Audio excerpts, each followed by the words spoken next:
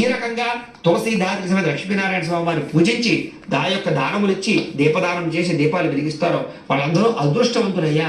రౌరవాది మహానరకాలన్నీ కూడా పటాపంచలైపోతాయి.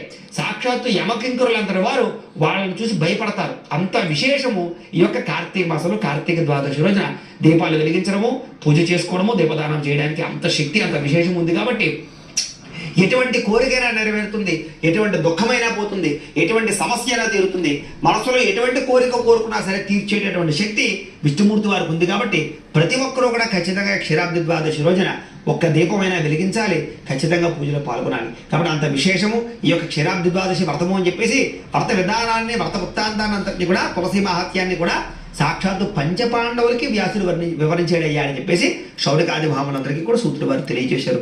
అంత శక్తి కలిగినటువంటిది ఈ వ్రతం. కాబట్టి అందరూ కూడా కథ శ్రద్ధగా విన్నారు. కాబట్టి మీరందరూ కూడా ఆ యొక్క కథ విన్న తర్వాత అక్షతలు ఏవైతే ఉన్నాయో అక్షతలు కొంచెం ఆ యొక్క తులసి మొక్కలు వేసి 2 అక్షతలు ఎత్తి మీద వేసుకోండి, దీపాలు వెలిగించేసి.